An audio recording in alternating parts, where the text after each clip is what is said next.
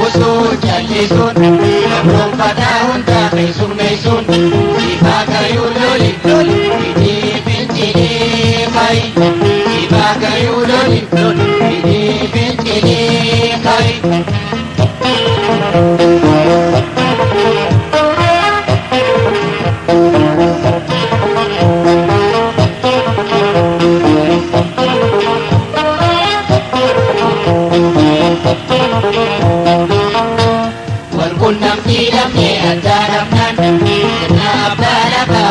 Murtiin seeraan gadaa laafannaan Hawaa karaa argatee gabroo fataan Walluu wallaachise waliin nu cabsee kai Walluu wallaachise waliin nu cabsee kai kai Ati Oromoo kai har'aa miti boruuf jecha Guyyaadhaan guyyaadha kaawwachaa Usuun jallisuun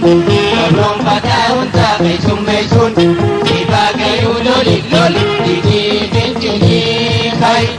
Sipa gayuu loli loli Didii fincilii kai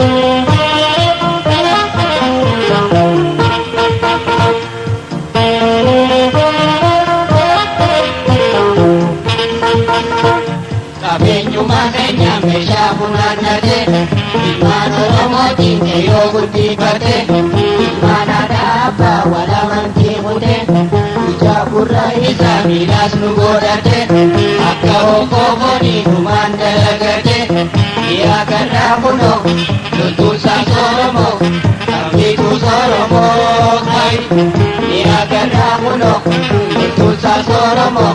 Qabdiituus Oromoo kai kai Ati Oromoo kai har'aa miti boruuf jecha Guyyaadhaan guyyaadha kaawwachaa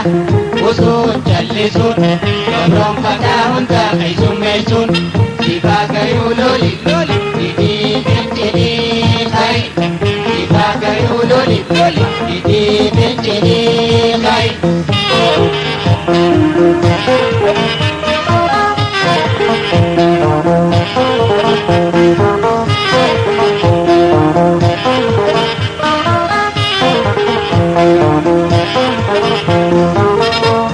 Abajaatuu qabnu saniis dhabne Ija abbaa keenyaa dhaalamne Birakkee hanqannaa ilmaan keenya laanne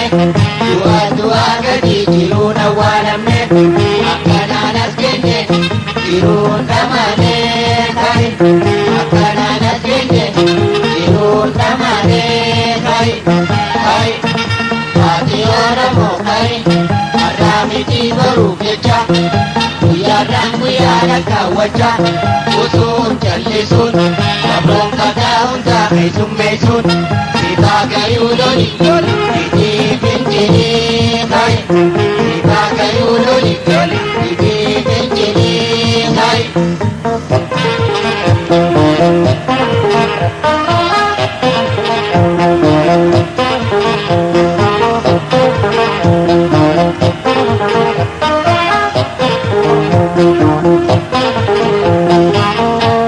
Turnuttiin jallisuu tokkolleenu Sodaatamaa turre hundaanu Gabroon fataa'uun taa'atii gurraachaanu